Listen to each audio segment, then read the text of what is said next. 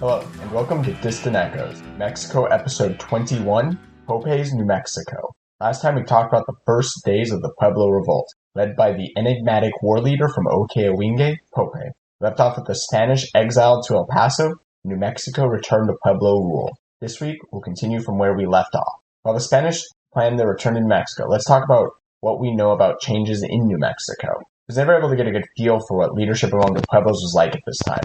For lack of a better term, I've taken to calling it a coalition in my notes. Either way, it appears to have some form of central leader leading the loosely united Pueblos. With the initial revolt, Pope was the leader. It appears his leadership after the bloodshed was with an iron fist. Well, I want to note that I don't have a lot of contemporary anything regarding who Pope was outside of what the Spanish wrote of him. Obviously, the Spanish had a reason to slander him as well. Ruthless dictator or not, Pope would soon yield leadership to one of his assistants, Luis Tapatu. In his book, Pueblo Spaniards in the Kingdom of New Mexico, John Kessel suggests that Pope was briefly restored to power in 1688, perhaps in response to a Spanish assault on Santa Anna. Either way, shortly after this, it appears that Pope passed away and as he exits the historical record. While the Pueblo leaders to date, few if any have commanded the same level of authority over both the Pueblos or New Mexico itself than Pope.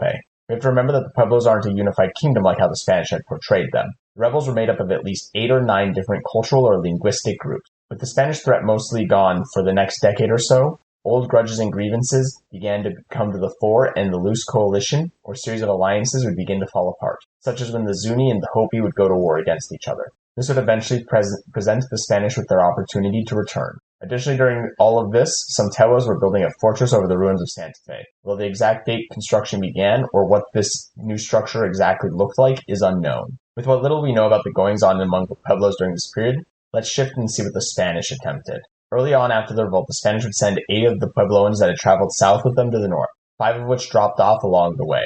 According to the Spanish, the remaining 3 were taken in chains from Pueblo to Pueblo until they were brought before the leaders to make their. Of these 3, 2 implored the Pueblos to continue resistance against the Spanish and to annihilate them, while the last one wanted the Pueblos to embrace Christianity. This last one would be paraded around the Pueblos until he escaped and returned to El Paso in 1681. Governor Orterman would lead a reconnaissance mission north. They would loot the southern Pueblos that they found abandoned. They would ruthlessly loot them before putting them to the torch. They would find token resistance at Isleta, which lifted their spirits. The rest of New Mexico would be easy to take. They'd make Isleta their base camp while sending parties out as far north as Taos and as far west as the Hopi. The reports of these parties in hand, he would make the decision that he needed more men to retake the province, so he withdrew.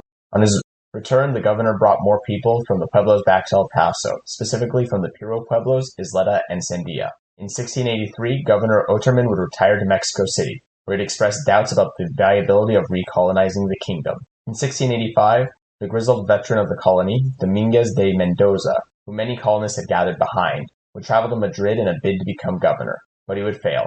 By 1695, he would be dead.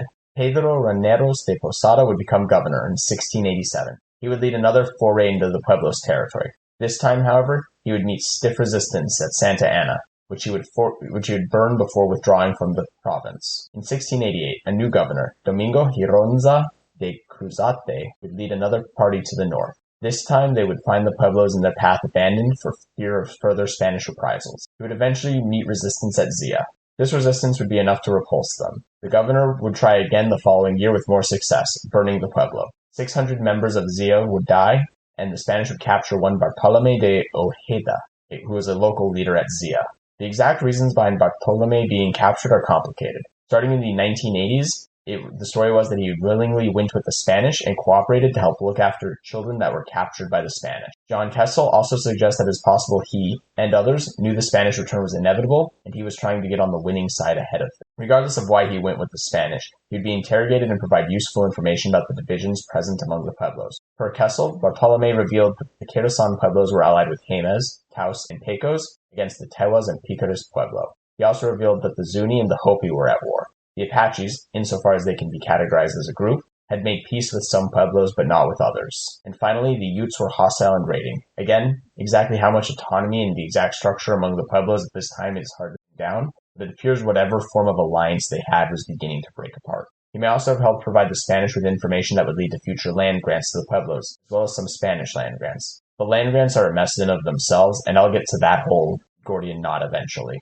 Other than the incidents of bloodshed above, which I'm not trying to downplay, Overall, there was not a lot of fighting in the intervening years, between 1680 and 1692. It was mostly the Spanish feeling things out while they bided their time for the right moment. One thing the Spanish were finding during all of these expeditions to the north were metal tools among the Pueblos. While the Pueblos may have cast off the Spanish and Christianity, they kept the things they found useful. Some Pueblos, like Sandia, even built smelting pits. Gironza would be reappointed governor. In 1689, the Spanish got gift of extra supplies, and there was much rejoicing. Gironza would be reappointed governor, but due to some delay with getting to the New World, he would be replaced by Don Diego de Vargas, who had purchased a 5-year term as governor. He'd begin preparing once again for a return to New Mexico. With de Vargas preparing for his return to New Mexico, and the Pueblo front against them falling apart, we'll leave things here for now. Just as a reminder, episode 23 will be the next episode I have planned. That will be a kind of recap of all of our questions and where we are, and setting the stage for the next section of the podcast. So if you have any questions, now's the time to get them in. You can either provide them at the website or via our email.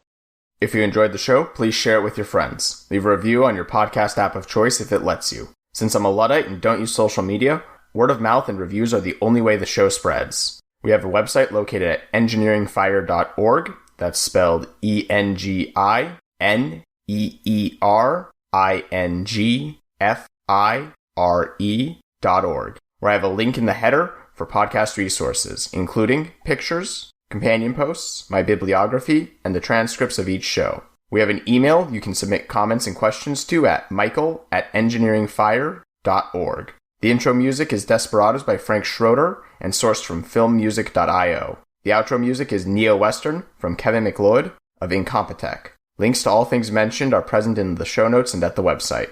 Thank you all so much for listening, and I will see you in the next episode.